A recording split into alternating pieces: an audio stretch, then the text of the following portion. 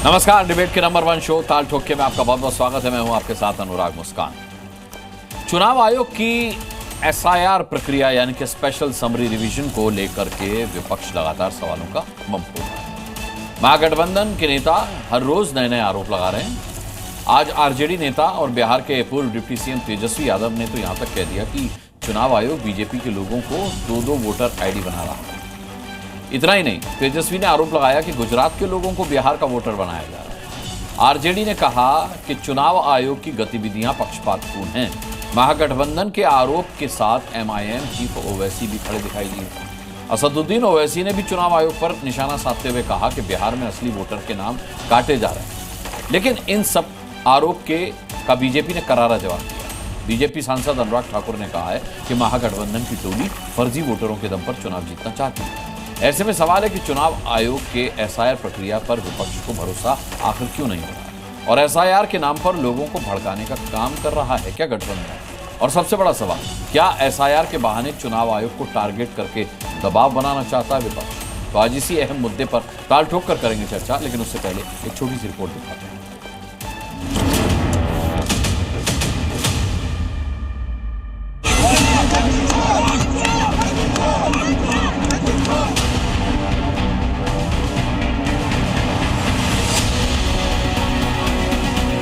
आयोग केवल भाजपा के लोगों का सहयोग कर रही है, विपक्ष के वोटों को कम कर रही है। बिहार चुनाव हारता देखकर कांग्रेस पहले ही विपक्षी दलों के साथ मिलकर झूठे आरोप लगाने में लगी।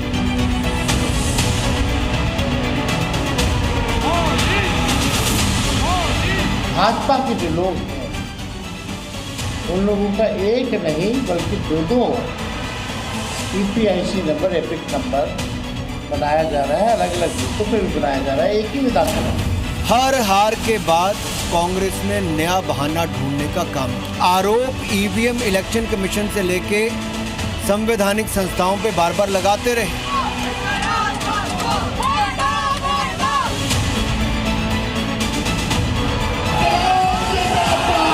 इस एसआईआर के जरिए कई जेन्युइन वोटर्स का नाम काटा जाएगा और कट रहा है। संवैधानिक पद की गरिमा को गिराना, झूठ बोलना, भ्रम फैलाना, यही उनका रूटीन रह गया है।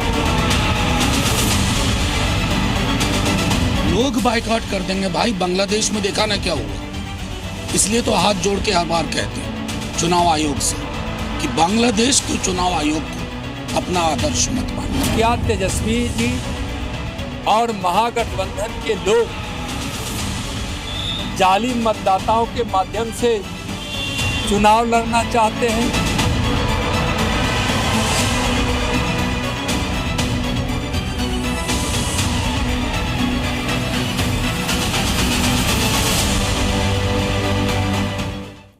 चलिए इस गंभीर मुद्दे पर डिबेट करते हैं। हमारे साथ हमेशा की तरह तमाम गंभीर मेहमान जुड़ चुके हैं। मैं इंट्रोडक्शन कराता हूं और उसके बाद हम डिबेट में जाएंगे। के शर्मा भारतीय जनता पार्टी के प्रवक्ता हमारे साथ जुड़ चुके हैं। शांतनु गुप्ता राजनीतिक विश्लेषक हमारे साथ कुछ ही पलों में जुड़ने वाले हैं। नेहोरा यादव जेडीयू के प्रवक्ता हमारे साथ जुड़ेंगे। इसके अलावा डॉक्टर रविशंकर रवि आरजेडी के प्रवक्ता आज के डिबेट का हिस्सा होंगे। डॉक्टर निशांत आनंद प्रवक्ता कांग्रेस से हमारे साथ जुड़ चुके हैं। अरविंद मोहन सीनियर जर्नलिस्ट यहां स्टूडियो में मेरे साथ मौजूद हैं। सबसे पहले डॉक्टर निशांत आनंद, आप ही से मैं पूछ लेता हूं ये सवाल, क्योंकि राहुल गांधी ने जिस तरीके से महाराष्ट्र चुनाव के दौरान धांधली का आरोप लगाते हुए बाकायदा 6 महीने की रिसर्च का एक पीपीटी प्रस्तुत किया था। सवाल यह है कि अगर महाराष्ट्र चुनाव में इतनी अनियमितता थी बकौल राहुल गांधी, तो फिर एक तरीके से आपको नहीं लगता कि एसआईआर की प्रक्रिया बहुत जरूरी है? जरूरी हो जाता है राहुल गांधी के आरोप के बाद एसआईआर का होना, क्योंकि बिहार में वो गलती ना दोहराई जाए, इस वजह से एसआईआर होना चाहिए। तो इसको आप क्या कहेंगे? क्या इसको अलग तरीके से समझाना चाहेंगे या ये स्वीकार करेंगे कि कांग्रेस ने सेल्फ गोल कर लिया है? सबसे पहले मैं कहना चाहूंगा, ये जो लड़ाई है ये राजनीति की नहीं है, ये लोकतंत्र, संविधान और वोटिंग के अधिकारों को रक्षा करने की है। वोट संविधान की नींव है। वोट चोरी जो है वो हमारे अधिकार की चोरी है और पहचान की चोरी है। देखिए, जब आपने जिस तरीके से महाराष्ट्र की बात करी, महाराष्ट्र में जिस तरीके से लोकसभा और विधानसभा के चुनाव में जिस तरीके से चीज को विधानसभा चुनाव के बाद राहुल गांधी जी ने कांग्रेस पार्टी ने सबको बताया। हरियाणा चुनाव में हमने इसको आइडेंटिफाई किया।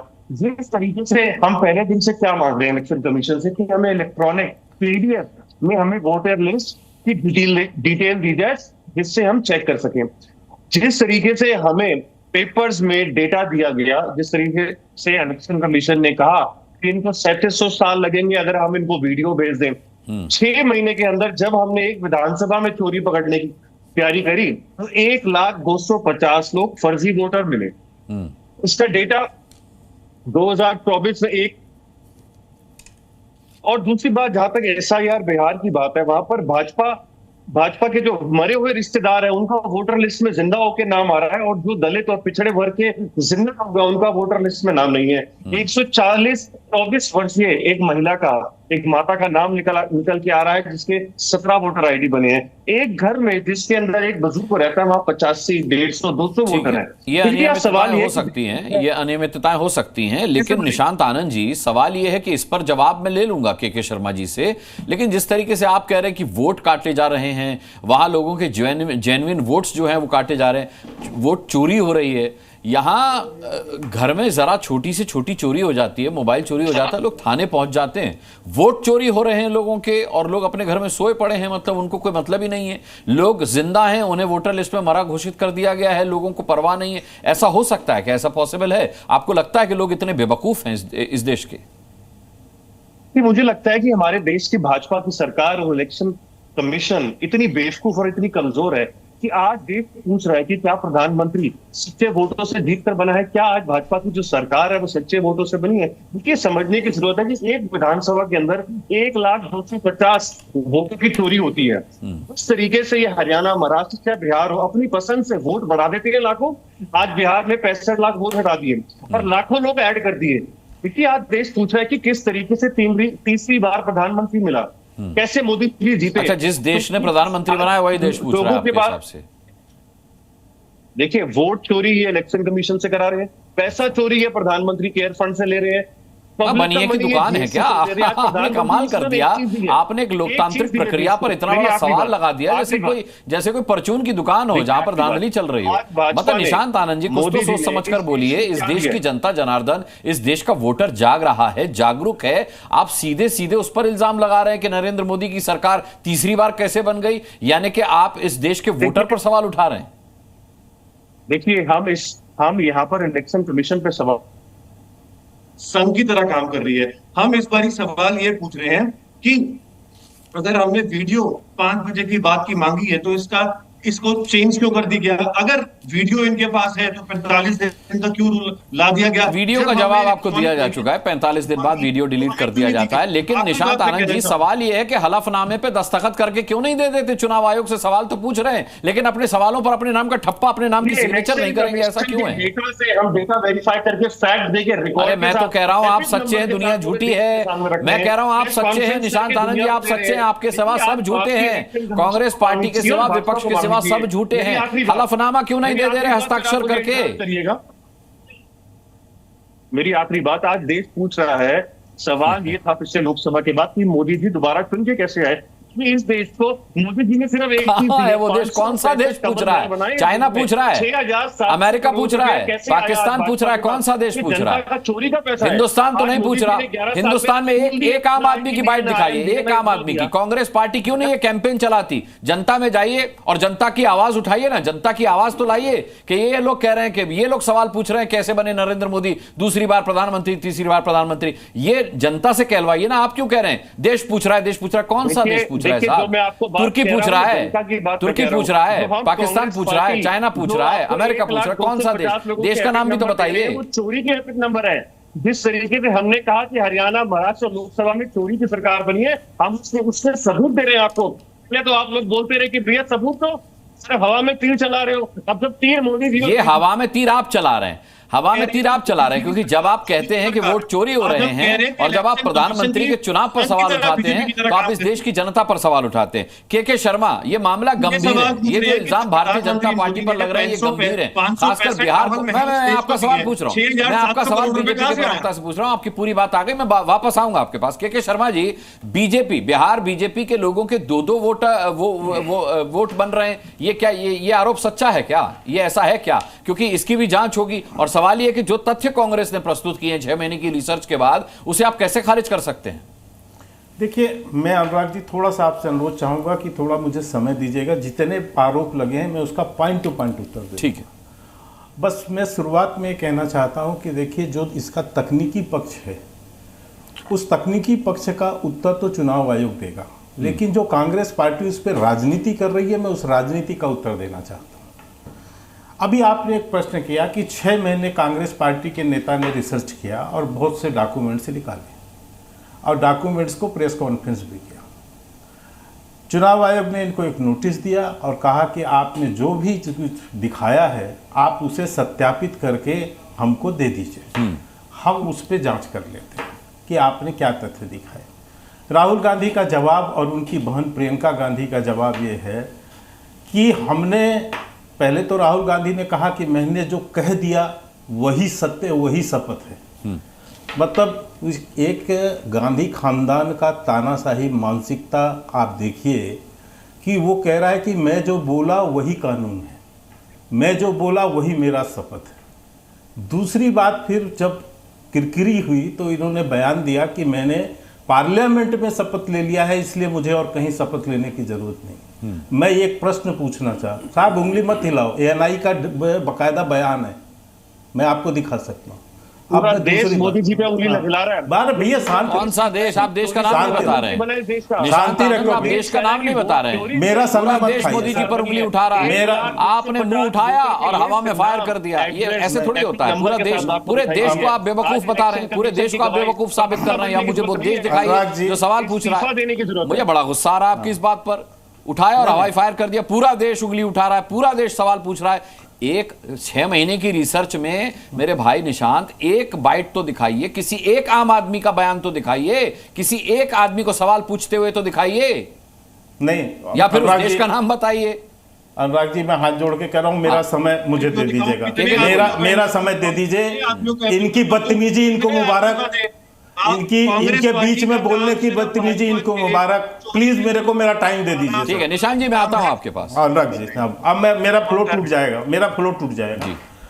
इन्होंने कहा कि मैंने शपथ लिया है, मैंने शपथ लिया है पार्लियामेंट में, इसलिए मुझे और कहीं शपथ पत्र देने की जरूरत नहीं। हाँ, ये मैं बोला, मैं मात्र एक चीज पूछना चाहता हूं अनुराग जी, जब 2018 में, उस समय भी ये सांसद थे ना, सदन में शपथ लेके खड़े थे ना। 2018 में जब सुप्रीम कोर्ट की अवहेलना पर वहां जब झूठ बोला इस व्यक्ति ने, उस पर जो है सुप्रीम कोर्ट ने 3 बार फटकार लगाते हुए पूछा, तब आपने लिखित रूप से वहां पर माफी मांगी। मैं पूछता हूं, उस दिन ये अकड़ कहां गई थी आपकी? उस दिन तो आपने शपथ देकर उसमें माफी मांगी है ना, सुप्रीम कोर्ट में शपथ देकर माफी मांगी जी। उस दिन आपकी अकड़ कहां चली गई थी गांधी खानदान की? और एक ऐसा व्यक्ति अनुराग जी जो सुप्रीम कोर्ट से 3 बार फटकार खाया हो अपनी बदजुबानी पर, अपने अपशब्द बोलने पर, अपने झूठ बोलने पर, 3 बार, शायद भारतीय राजनीति के इतिहास में, एक बार भारतीय राजनीति के इतिहास में एक भी, भैया ये बीच में बदतमीजी, अनुराग जी आप साउंड डाउन कीजिए, नहीं तो नहीं हो पाएगा। निशांत ताना जी, आप अपनी बारी पे बोल लीजिएगा, मैं आऊंगा आपके पास, बहुत समय है हमारे पास। मैं चुनौती देते के साथ एक बात कहता हूं, इसको बंद कराइए इस बदतमीज को। निशांत ताना जी, आपकी आवाज ऐसे नहीं आएगी, इसको बंद कराइए। इस तरीके की व्यक्तिगत टिप्पणियों से बचिए के शर्मा जी। नहीं, उनको बदतमीजी से तो बना कीजिए ना। बदतमीज को नहीं, मैं आपके चैनल में चुनौती के साथ एक बात कह रहा हूं, एक बार चुनौती के साथ कह रहा हूं, मैं जितने तथ्य बोलूंगा। पार्लियामेंट में बैठे अनुराग जी, ये क्या है? अनुराग जी मेरा समय बर्बाद कर रहे हैं। बोलिए के जी, बोलिए। हाँ, तो डाउन कीजिए उनका साउंड। मैं कह रहा हूं, मैं जितने भी तथ्य यहां रखूंगा, एक भी तथ्य यदि गलत हो तो मुझे आप यहां पर पनिश कर दीजिएगा, मैं डिबेट छोड़ लूंगा। नहीं आप बोलिए। 3 बार सुप्रीम कोर्ट से इसने डांट खाया, फटकार खाया राहुल गांधी ने, और यही नहीं, जेल से बेल पे घूम रहा है भ्रष्टाचार के मामले पर। इस व्यक्ति की विश्वसनीयता क्या है? 75 साल जिसने चुनाव कराया इस देश के अंदर, चुनाव आयोग, उसकी विश्वसनीयता पे प्रश्न उठा रहे हो, और पूरे देश के अंदर तुम 3-3 बार फटकार खाते हो, जेल से बेल में भ्रष्टाचार के मामले में घूम रहे हो, और यही नहीं, आपकी सदस्यता जा चुकी है आपके बदजुबानी के कारण से। उस व्यक्ति की विश्वसनीयता है इस देश के अंदर, उस कांग्रेस पार्टी की। मैं पूछता हूं, 6 महीने यदि आपने रिसर्च किया था तो 6 महीने के रिसर्च के बाद आपको क्यों भागना पड़ रहा है? 8 दिन से क्यों भाग रहे हो? जब आपको नोटिस देके चुनाव आयोग ने बुलाया तो जिस दिन जाना था उस दिन 300 सांसदों के पीछे छुप गए, जाके 300 सांसदों को सड़क पे लाके उसके पीछे छुप के खड़े हो भगोड़े की तरह। क्यों नोटिस से भाग रहे हो? किस बात का डर है आपको? इसलिए क्योंकि आप झूठ परस रहे हो। अभी इन्होंने कहा कि वो इनके पार्टी के जो है पूर्व मंत्री का इन्होंने इस्तीफा ले लिया, एक आदिवासी मंत्री का कर्नाटक में 1 लाख वोट की चोरी हुई थी ना।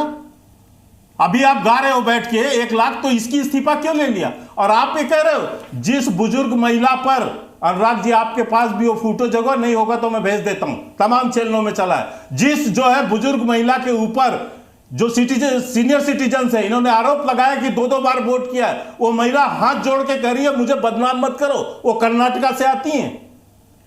इस तरह से नीचता पर गिर गए हैं कि एक जो है सीनियर सिटीजन महिला के संदर्भ में भी ये जो है झूठ बोल रहे हैं। अब मैं उस पे आता हूं, महाराष्ट्र पे एक बात कहता हूं, ये 25 जून, भैया शांति रख भाई, शांति रख, मुंह नहीं दिखा पाएगा कांग्रेस पार्टी में, मुंह नहीं दिखा पाएगा, इस तरह उतारूंगा आज मैं तुझे, मुंह नहीं दिखा पाओगे। एक बात कह के मैं समाप्त करता हूं। महाराष्ट्र की चर्चा आई, ये 25 जून 2025 बॉम्बे हाई कोर्ट का डिसीजन है। इस डिसीजन में महाराष्ट्र बॉम्बे हाई कोर्ट में ये कांग्रेस पार्टी, राहुल गांधी के प्रेस करने के बाद कांग्रेस पार्टी के प्रॉक्सी लोग वहां पर जो है केस दायर किए थे। क्या कहा कोर्ट ने वहां पर? उन्होंने कहा पूरे केस सुनने के बाद, दिन भर की सुनवाई के बाद, कानूनी प्रक्रिया का घोर दुरुपयोग किया गया है। ये कह रहा है कि आप एक एविडेंस नहीं दे पाए, एक आपने कोर्ट का समय बर्बाद किया है, और ये कहा कि मैं जुर्माना नहीं लगा रहा हूं केवल जी। इस तरह से इनको मुंह की खानी पड़ती है कोर्ट के अंदर, और इसके बावजूद जो है इतनी निष्ठा के साथ आते हैं और आके वहां पर, और इसीलिए बीच में बोलना पड़ रहा है इस आदमी को, क्योंकि इसको ये नहीं पता है ये जो राहुल गांधी एक झूठ कंपनी जो है, आज उसकी विश्वसनीयता देश में बची नहीं। पहले इन्होंने ईडी, आईटी, सीबीआई सबको झूठा साबित किया, फेल हो गए। फिर ये सुप्रीम कोर्ट को डिसीजन इनके अगेंस्ट आ रहा था, सुप्रीम कोर्ट के जज के अगेंस्ट महाभियोग लेकर आए, लाने की कोशिश किया इन लोगों ने, उसमें फेल हो गए। फिर ईवीएम पर आ गए, फिर वोटर की काउंटिंग पे झूठ बोला, अब वो जो वोटर लिस्ट पे, अरे भैया किस निचले स्तर तक गिरोगे? ठीक है, किस निचले स्तर? डॉक्टर निशांत आनंद, अब बोलिए। आप स्काइप पर हैं सर, कोई और बोल रहा होगा तो आपकी आवाज नहीं आएगी, मैं माफी चाहता हूं, सभी गेस्ट के साथ में क्लियर कर दूं। ये निशांत आनंद, अब बोलिए। देखिए सर, ये वोटर लिस्ट है जिसमें 1,250 फोटो एपिक नंबर डिटेल के साथ है, जो जिस विधानसभा में राहुल गांधी जी ने कहा वहां पर डुप्लीकेट वोट, फर्जी वोटर, फर्जी फोटो से बनाए गए हैं। उस तरीके से आज कितने सारे लोग अपना वोटर आईडी और एपिक के साथ फोटो डाल रहे हैं, जिनके घर पे 2 लोग रहते हैं और 200-300 वोटर बने हैं। जिस तरीके से हरियाणा के चुनाव में इन्होंने 1 करोड़ वोटर बढ़ा दिए, जिस तरीके से बिहार के अंदर 65 लाख वोट काट दिए, भाजपा के जो परिवार वाले रिश्तेदार, जैसे कि मैंने कहा जो जिंदा नहीं है, उनके वोटर आईडी 17, 18 बना रखे हैं। देखिए देश में चोरी हो रही है, लोकतंत्र की हत्या भाजपा कर रही है। इलेक्शन कमीशन से हमने 6 महीने लगातार कहा कि हमें इलेक्ट्रॉनिक मेथड से वोटर लिस्ट दे दो, हमें वीडियो दे दो, हम भी देख लें कि 15% की वोटिंग 5.5 से 6.5 6:30 तक कैसे होगी और ये प्रधानमंत्री देश में कैसे बन गया? निशांत आनंद जी, चुनावी प्रक्रिया में बीएलए और बीएलओ दो होते हैं। सुनिए मेरी बात, अरे कमाल कर रहे हैं आप, आपने ऐसे बोल दिया और सुन लिया जाएगा। क्या आपके बीएलओ ने कंप्लेंट की कि चुनाव में धांधली हुई? तो आप मुझे ये बताइए, बीएलए और बीएलओ दोनों होते हैं, क्या कोई कंप्लेंट इससे पहले रजिस्टर नहीं हुई? अगर चुनाव में धांधली हुई थी तो बीएलओ ने कंप्लेंट क्यों नहीं कराई? सारी चर्चा हो रही है, पेड़ के नीचे बैठे हाथ के पन्ने से उनको दिन की दिहाड़ी मिल रही है, सब बिके हुए। मतलब बिहार में 65 लाख 29 दिन के अंदर पूरा एसआईआर प्रक्रिया पर आप सवाल उठा रहे हैं। इतनी पारदर्शी प्रक्रिया होती है, उसमें आपके भी लोग होते हैं, बीएलए होते हैं, बीएलओ होता है। कमाल की बात है, आज तक कभी कोई धांधली की शिकायत दर्ज नहीं कराई गई और आप 6 महीने की रिसर्च के बाद ऐसा फर्रा लेकर के आए जैसे कि इस देश में पता नहीं क्या हो रहा था चुनाव के नाम पर। शांतनु गुप्ता, क्या ये आरोप जो कांग्रेस लगा रही है, ऐसा मत कीजिए आप, मुझे भी एक बार बोलने दीजिए आप। अनुराग जी, मुझे भी बोलने दीजिएगा। अनुराग जी, मुझे एक जवाब देना है, एक जवाब देना है, मात्र एक जवाब देना है। 10 सेकंड में खत्म कीजिए। 10 सेकंड में दूंगा मैं, बस मैं 10 सेकंड में एक जवाब देता हूं, इनको बंद करा दीजिए। हाँ, मेरे को इतना ही कहना है केवल कि 12 अक्टूबर 2018 ये आपके जो है समाचार पत्रों में छपा हुआ रिपोर्ट है, मैं उसको ही पढ़ रहा हूं। SC dismiss plea on voter list format, ये कमलनाथ जी गए थे जब मध्य प्रदेश का चुनाव हार गए थे। इसके बाद ये लोग गए थे वहां पर वोटर लिस्ट के लिए सुप्रीम कोर्ट, और उसमें जो जजमेंट दिया सुप्रीम कोर्ट ने, इनका जो प्ली डिसमिस कर दिया वोटर लिस्ट के संदर्भ में। ये जो बार बार डिजिटल की बात करते हैं। दूसरी बीत मैं कहता हूं, मैंने जब आपसे पूछा, अरे भाई ये एपिक नंबर लेके अपने घर में रख, लेके सुप्रीम कोर्ट तक आप चुनाव आयोग के पास क्यों नहीं जा रहे हो? अलग अलग बने हुए हैं, क्यों भगोड़े की तरह भाग रहे हो? ये कापियां लेकर क्यों नहीं जा रहे हो? क्यों भगोड़े की तरह भाग रहे हो? क्यों भगोड़े बन चुके हो? अरे नोटिस के ऊपर क्यों भाग रहा है भगोड़े की तरह? नोटिस के ऊपर क्यों भाग रहा है?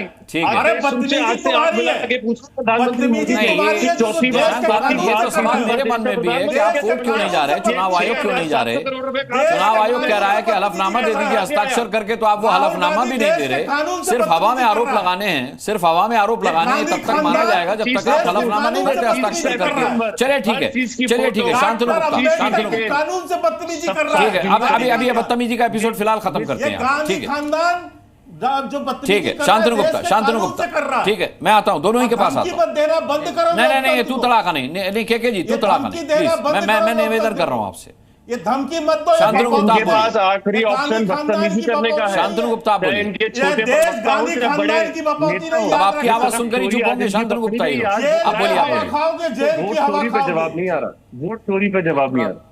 जी शांतनु जी, प्रश्न नहीं सुन पा रहा हूं आपका। मुस्कान भाई एक बार अपना प्रश्न पूछेंगे। शांतनु जी, ये जिस तरीके के आरोप कांग्रेस लगा रही है, ये वाकई आरोप है, गंभीरता से इन्हें लिया जाना चाहिए। निश्चित सी बात है कि इन्हें गंभीरता से लिया जा रहा है, इसीलिए चुनाव आयोग कह रहा है कि आप हलफनामे पे साइन करके दें। इतने आरोप हैं, लेकिन ना तो चुनाव आयोग का रुख किया जा रहा है, ना किसी अदालत का रुख किया जा रहा है, सिर्फ हवाबाजी में आरोप लगाए जा रहे हैं। जो सबूत प्रस्तुत किए जा रहे हैं वो भी खारिज हो रहे हैं। जिस सीनियर सिटीजन महिला की के शर्मा बात कर रहे हैं, उसका वीडियो सबने देखा है कि किस तरीके से उस पर दोहरी वोटिंग का इल्जाम लगाया गया और उस महिला ने कहा उसने एक ही बार वोट दिया है, तो ये सबूत भी खारिज किए जा रहे हैं। तो इन्हें कितनी गंभीरता से लिया जाना चाहिए, या सिर्फ ये एक चुनावी स्टंट है विपक्षी पार्टियों का? देखिए मुस्कान भाई, राहुल गांधी ने, कांग्रेस ने कहा कि हमें जब भाजपा 2024 के इलेक्शन में 240 सीट लाई तो हमें थोड़ा सा शक होना शुरू हुआ, और हरियाणा और महाराष्ट्र से वो शक पूरा हो गया। लेकिन जो उन्होंने अपनी प्रेस कॉन्फ्रेंस करी, ना तो हरियाणा में करी ना महाराष्ट्र में करी, उन्होंने करी कर्नाटका में, जहाँ पे अगर इलेक्टोरल फ्रॉड हुआ तो उसे जीता कौन? चुनाव तो अपना विधानसभा का वो जीते।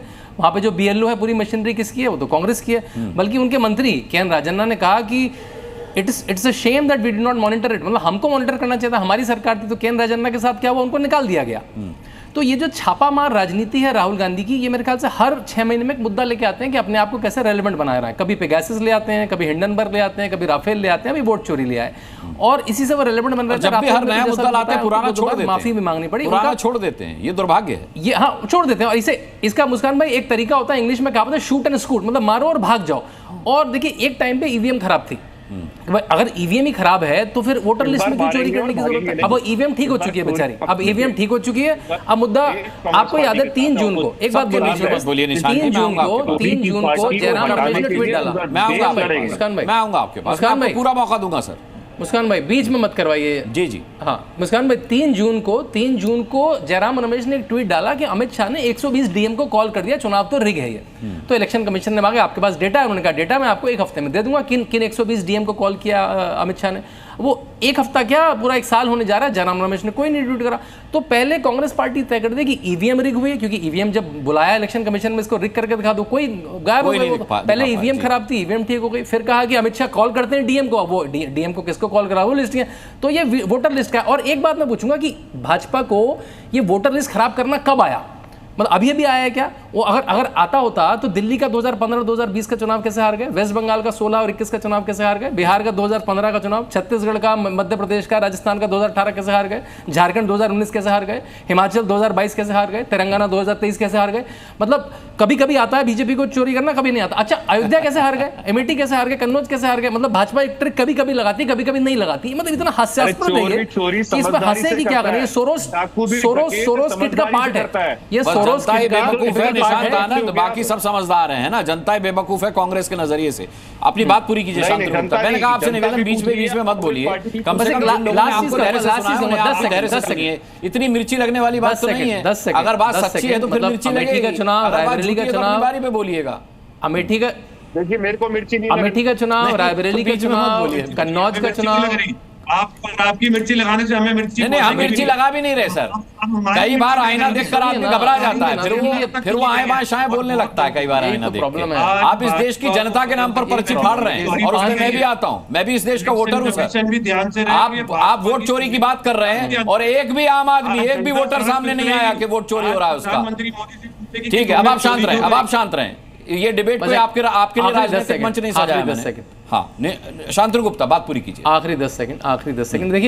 देखिए जब ऐसा लगता है कि ऑपरेशन सिंदूर में प्राइम मिनिस्टर का नाम बड़ा होता है, जब भारत चौथी सबसे बड़ी इकोनॉमी बन जाती है, जब ग्लोबल रेटिंग में मोदी सबसे नंबर 1 आते हैं, तो आपके पास मुद्दा नहीं रह जाता है। तो आप पेगासस लेके आते हैं, हिंडनबर्ग लेके आते हैं, राफेल लेके आते हैं, वोट चोरी लेके आते हैं। और जो सोरोस किट है उसका एक टिपिकल पार्ट है, चाहे हमने अरब स्प्रिंग में देखा, चाहे हमने बांग्लादेश में देखा, कि वोटिंग प्रोसेस को खराब बता दो और कुछ लोगों को सड़क पे ले आओ। ये एक टिपिकल तरीका है जो सोरोस किट का पार्ट है। उसको राहुल गांधी, इन्होंने पेगासस भी यूज करा, हिंडनबर्ग, अब ये ट्राई करके देख रहे हैं। ये मुद्दा भी चेंज हो जाएगा, ये मुद्दा चेंज हो जाएगा। वो अगली पार्लियामेंट की जैसी आएगी, जब विंटर सेशन आए कोई और नया मुद्दा लेके, तो मुद्दे से मुद्दे शांतनु मैं लौटूंगा आपके पास। डॉक्टर रविशंकर रवि हमारे साथ चले जाते हैं तो माफी मांगनी पड़ती है उनको। ठीक है, मैं आरजेडी का रुख कर रहा हूं। डॉक्टर रविशंकर रवि, तेजस्वी यादव ने बहुत गंभीर बयान दिया है। उन्होंने कहा है कि हम अपनी साथी पार्टियों से बात करेंगे, विपक्ष की बाकी पार्टियों से भी बात करेंगे, और मुमकिन हुआ तो चुनाव बहिष्कार को लेकर के भी हम विचार कर सकते हैं, अगर जनता का रुख इसमें सकारात्मक रहता है तो।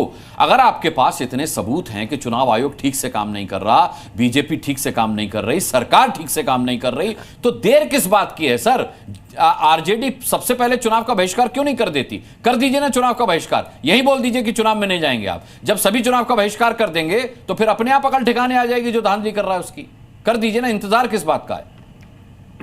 देखिए सही समय पे सही निर्णय लिया जाएगा। अब और कौन सा सही समय आएगा? वोट चोरी हो रही है इस देश में।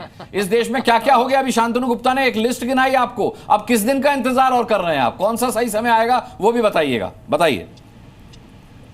देखिए शुरू से ही जो जिन वजहों का आधार देके स्पेशल इंटेंसिव रिवीजन शुरू किया गया और ड्राफ्ट इलेक्टोरल रोल जब आ गया, तो ये तो आप एग्री करेंगे ना कि उसी तरह की समस्याएं दिख रही हैं। क्योंकि मैं आपकी एक बात से एग्री करता हूं कि कुछ चोरी हो जाता है तो पुलिस ढूंढ के निकाल लेती। अब आप देखिए कि पहला आरोप क्या था कि घुसपैठिए हैं, रोहिंग्या हैं, बांग्लादेशी हैं, उनको ढूंढेंगे, नहीं मिले। गोलपोस्ट शिफ्ट हुआ। क्या शिफ्ट हुआ? अब आधार कार्ड सैचुरेशन हो गया, तो बहुत जगह पाया गया ये। अब तीसरी बात क्या हुई? 22 लाख मृतक, 36 लाख अस्थायी रूप से स्थानांतरित। तो चुनाव आयोग ने शुरू से ही इनकी मंशा पे शक इसलिए जाता है कि आप पहली बार कठिन दस्तावेज की सूची बनाते हो। सर्वोच्च न्यायालय कहता है कि अरे जो लोगों के पास आसानी से उपलब्ध है उस आप मनरेगा रखिए, आधार रखिए, क्योंकि बहुत सारे लोग हैं जो भूमिहीन हैं या भूमिहीन मजदूर हैं, तो हाशिए के जो लोग हैं उनके पास वो दस्तावेज नहीं मिलेंगे, तो दिक्कत वहां आएगी। अब जब ड्राफ्ट इलेक्टोरल रोल आ जाता है तो आपने किसको किस वजह से काटा, कारण के साथ कैटेगरी वाइज वो सूची आप नहीं दे रहे हो, तो क्यों शक नहीं जाएगा चुनाव आयोग पे, ये बताइए। नहीं तो केवल आप शक कर रहे हैं और कुछ नहीं कर रहे, केवल आप शक कर रहे हैं और भ्रम फैला रहे हैं और कुछ नहीं कर रहे। आप सुप्रीम कोर्ट नहीं जा रहे, आप चुनाव आयोग नहीं जा रहे, कमाल कर रहे हैं। आज भी हियरिंग हुई है और हियरिंग मेरे ख्याल से कल भी है, तो उसमें देखते हैं सुप्रीम कोर्ट का क्या निर्णय, क्या आदेश आता है। सुप्रीम कोर्ट ने एक तरह से जो सुझाव दिए थे उसको तो अभी के शर्मा कमलनाथ जी के मुतालिक दिखा रहे थे, अगर वो आदेश आया तो स्वीकार्य होगा या फिर सुप्रीम कोर्ट भी बिक जाएगा आपके हिसाब से? देखिए, ये एक बात को तो समझना पड़ेगा, ऐसा तो है नहीं कि न्यायालय के अगर जो भी फैसले आते हैं उसकी आलोचना नहीं हुई है।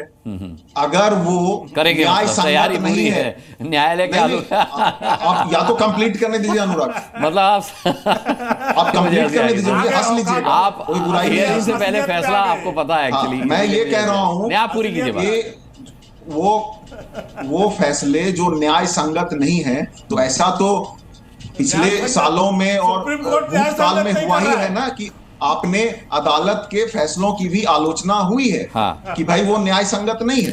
अच्छा, अब अगर ये दिन दहाड़े ये वाला मसला तो ऐसा है कि दिन दहाड़े ये चोरी नहीं, ये तो लूट दिख रहा है। कौन कर रहा है ये तो लूट दिख रहा है ना, कि जो लोग कम पढ़े लिखे हैं, अशिक्षित हैं, भूमिहीन हैं, दूसरे जगह काम करने जाते हैं, आपने पढ़े लिखे नहीं है। एक सेकेंड सर, आपने यूनिलैटरली ये डिक्लेयर कर दिया कि वो दूसरे जगह जाके रहने लगे।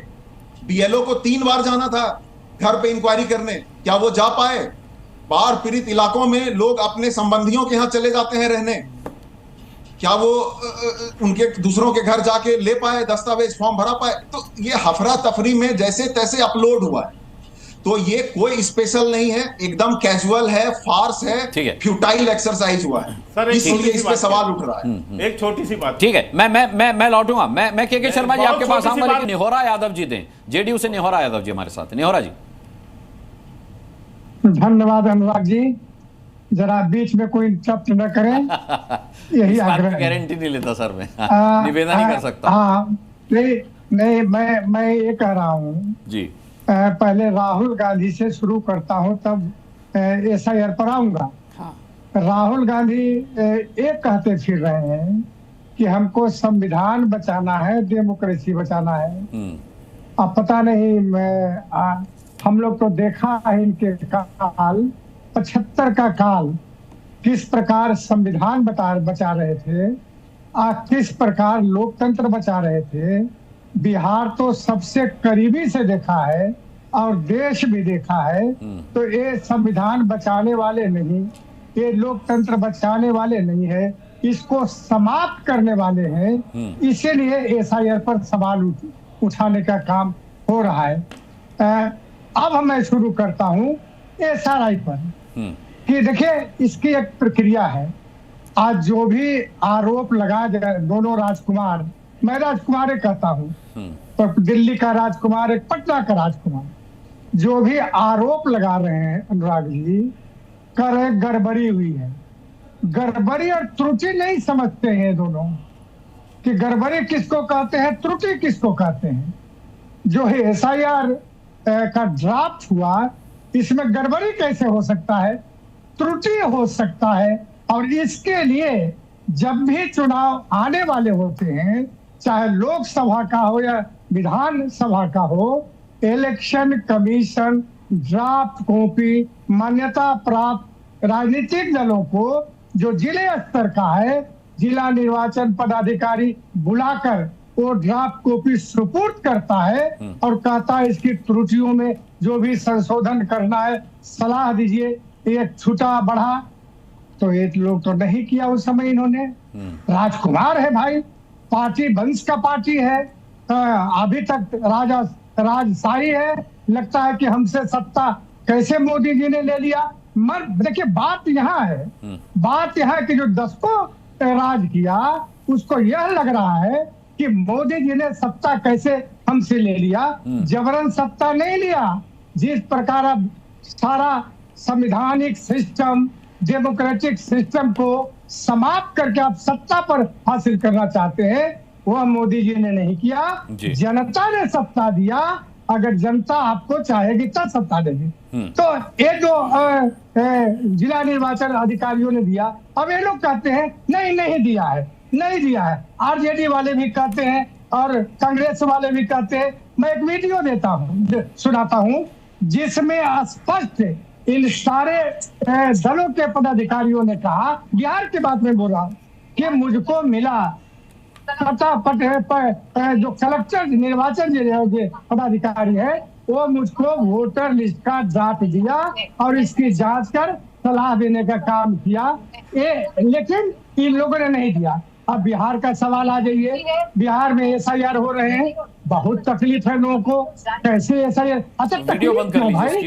अगर मतदाता सही हो जाए तो इसमें दिक्कत चीज को है, किसी को दिक्कत नहीं होना चाहिए। लेकिन यहाँ परेशानी है।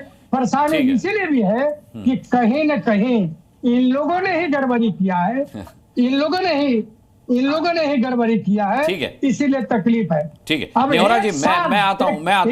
अरविंद मोहन जो है वो बिहार से ही आते हैं, हमारे सीनियर जर्नलिस्ट, और बिहार की पॉलिटिक्स पर, बिहार के पूरे राजनीतिक घटनाक्रम पर बहुत पैनी और लाजवाब नजर रखते हैं।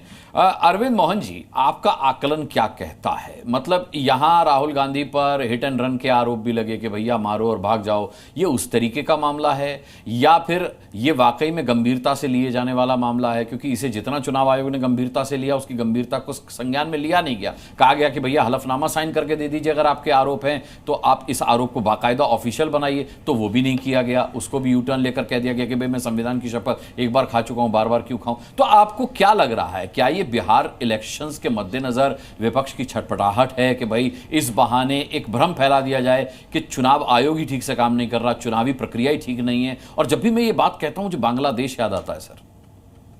देखिए, ये जो है जब से शुरू हुआ है एसआईआर, तब से कई तरह के सवाल उठ रहे हैं। और सवाल सिर्फ उठने का ही नहीं है, कई सवाल जेन्युइन है कि अपने पुराने पहचान पत्र को चुनाव आयोग नहीं मान रहा है, पुरानी लिस्ट से क्या है, क्या क्या दस्तावेज मांगे हैं।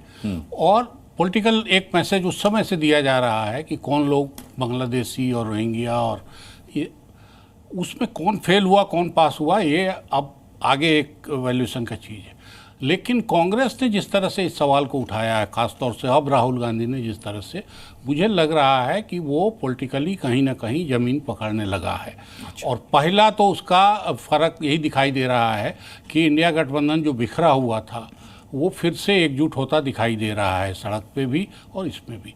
लेकिन राहुल गांधी के हर कैंपेन की तरह ये शक बना रहेगा कि ये कैंपेन चुनाव आयोग से लेकर संसद के बीच की आधे किलोमीटर की सड़क पर रहेगा या फिर गांव की सड़कों तक भी पहुंचेगा या नहीं पहुंचेगा। क्योंकि मुद्दे उन्होंने बहुत उठाए हैं और बार बार कांग्रेसी वो गणेश परिक्रमा से बाहर निकलने की कोशिश कांग्रेसी करते नहीं, तो वो अपनी जगह है।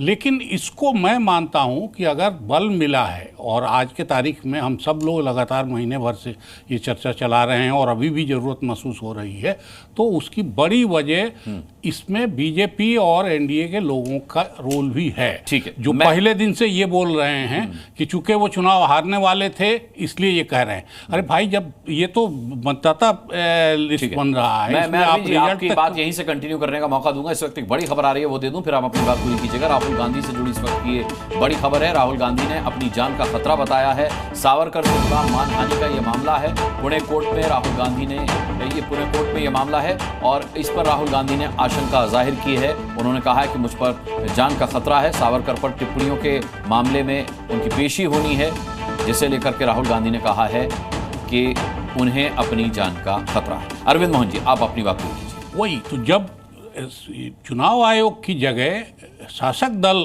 और या शासक गठबंधन जिम्मा लेके सारी बातें बोलने लगे, और सिर्फ चुनाव के आयोग के फैसलों या गिनती वाले फैसलों की नहीं, चुनाव के नतीजों तक बात होने लगे तो मुझे लगता है इससे और ज़्यादा बल मिलता गया है। तो राहुल गांधी के कैंपेनिंग का जितना असर है, मैं मानता हूं कि बीजेपी के प्रवक्ताओं का और बीजेपी के बोलने का भी ये असर है, क्योंकि अगर आयोग कई जगह कई गलतियां, मान लीजिए आपने ठीक कहा कि बीएलओ की गलती है या डिस्ट्रिक्ट लेवल पे गलती हुई है या आयोग कोई डायरेक्शन दे के गलती करा रहा है, वो एक पक्ष है। लेकिन जो गलतियां छोटी पाई गई हैं और चुनाव, और मेरे ख्याल ये सर्वे उन गलतियों को दूर करने के लिए ही होगा या होता है। भाई तो, आप बहुत अच्छा शब्द इस्तेमाल कर रहे हैं, गलती, लेकिन क्या विपक्ष यही गलती कर रहा है कि वो गलती को गड़बड़ी बता रहा है? अब ये मैं यही कह रहा हूं कि ये कैंपेन कहां तक पहुंचता है ये उस पर डिपेंड करेगा। हम सब ने देखा है कि किस तरह से सीएजी ने एक रिपोर्ट को, जिसका कुछ भी साबित नहीं हुआ, सरकार बदलने का इशू बना दिया।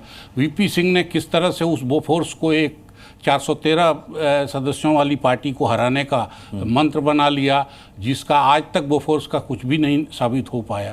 तो इसलिए ये पॉलिटिकल कैंपेनिंग अगर जो चलाते हैं उनकी काबिलियत भी इसमें शामिल है।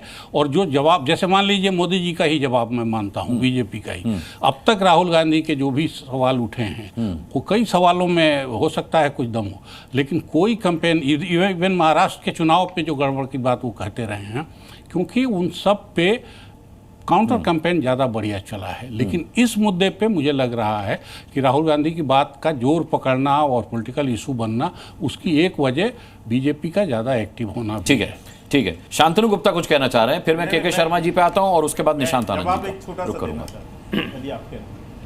के आ रहा हूं। अनुराग भाई, जो त्रुटि वाली बात है, गलती वाली बात, ये जो त्रुटि वाली बात है, गलती वाली बात है, ये बहुत इंपॉर्टेंट है। देखिए, आरोप में आरोप लगा कौन रहा है, उसकी कितनी विश्वसनीयता है, उस पर डिपेंड करता है आरोप कितना व्यापक है।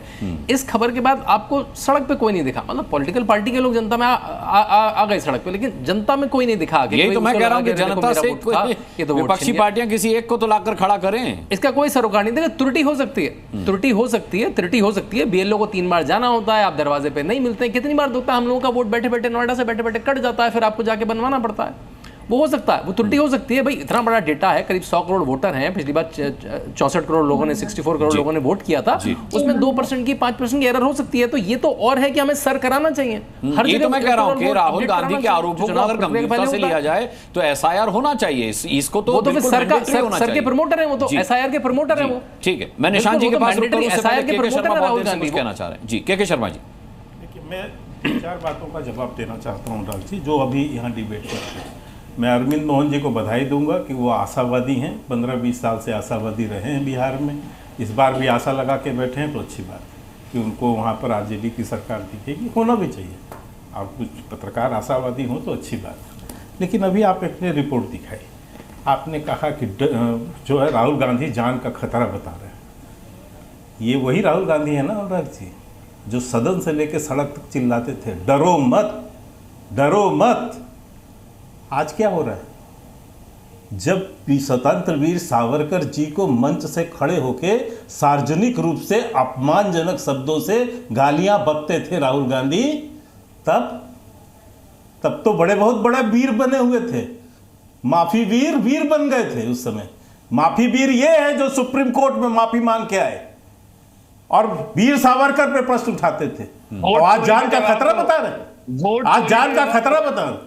अब ये शांत रहो, मैं बताता हूँ। अनुराग जी, निशांत जी आ रहा हूँ, इसके बाद आपके पास इनको शांत रखिए। चोरी पे जवाब दो, मैं जवाब देता हूँ, वो भी झूठ पे जवाब दो। हाँ, जवाब दे रहा हूँ। सरकार बनाई है, देश में पूछ रहे हैं। अनुराग जी, इनको शांत रखिए। कहाँ से ले आए हैं इस? नहीं, अरे ये गणमान्य मेहमान है हमारे भाई। कहाँ के गणमान्य? मुझे तो इनका कोई आचरण गणमान्य की तरह तो दिख ही नहीं रहा है। मेरे सभी इनका कोई आचरण गणमान्य की तरह लग ही नहीं रहा है। ये आपके दर्शक भी विशेषण कर रहे हैं। आजकल कांग्रेस के प्रवक्ता इंटरप्ट करने लगे बीच बीच में। मोदी जी को कहां से लाए थे? मैं ये देख रहा हूँ, चाहे कोई किसी को भी बुला लीजिए, वो प्रवक्ता बनाया किसने? मोदी जी को देश लेकर आया है भाई। आप पता नहीं किस देश की बात कर रहे हैं। मोदी जी को ये देश लेकर आया है और करेगा भी बाहर, तो यही देश बाहर करेगा, ये भी मैं आपको बता दूं। पर आप किस देश की बात कर रहे हैं मुझे नहीं पता। आप किस देश की बात कर रहे हैं कि देश पूछ रहा है, देश जानना चाहता है, देश की वोट चोरी।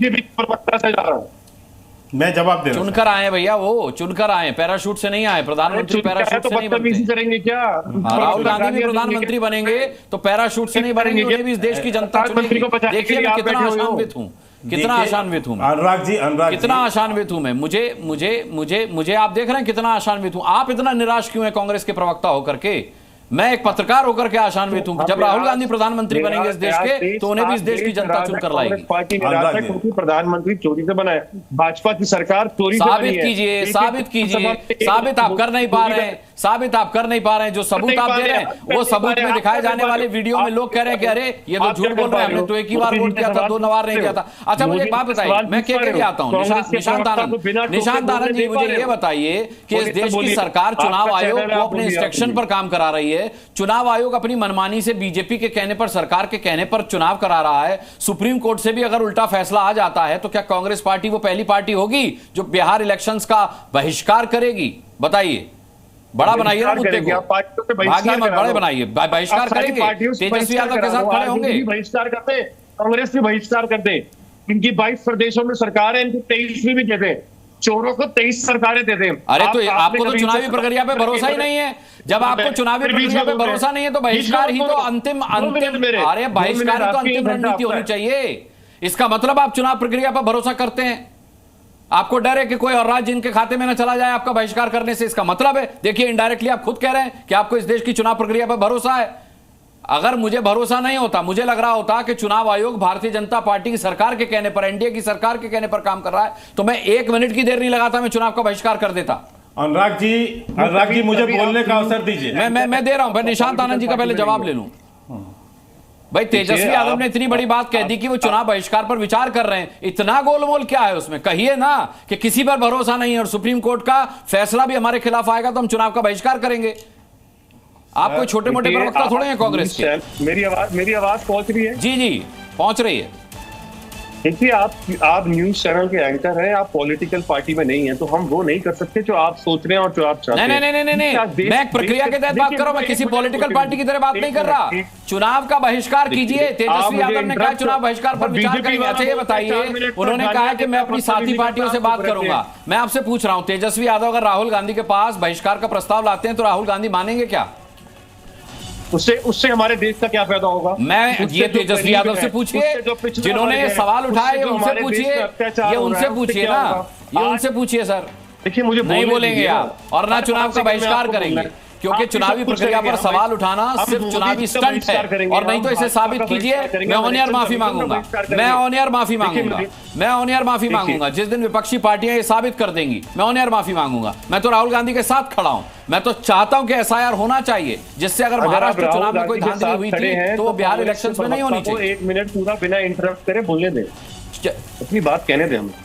देखिए, अच्छा हम लोग बातचीत में तक हो गए कि मुझसे कहा जा रहा है कि हम लोग बहुत आगे निकल गए। भाई कमर्शियल गिर जाएंगे हमारे। लेकिन हाँ, मुझे लगता है कि विपक्ष के तेवर अभी परवान चढ़ रहे हैं, तो इस मुद्दे पर हम दोबारा भी बैठेंगे, ऐसा मेरा विश्वास है, ऐसा मेरा भरोसा है। इसी पैनल को कोशिश करूंगा कि यहीं से हम कंटिन्यू करें। तो टू बी कंटिन्यूड कह के आज की डिबेट में इतना ही कहते हुए सभी पैनल्स का बहुत बहुत धन्यवाद करना चाहता हूं। आप दर्शकों का भी ताल ठोक के देखने के लिए बहुत बहुत धन्यवाद। कल शाम 5 बजे फिर एक मुद्दे के साथ ठोकेंगे ताल, पूछेंगे सवाल। तब तक के लिए अपना बहुत बहुत ख्याल रखिएगा। मुझे अभी के लिए इजाजत दीजिए। नमस्कार।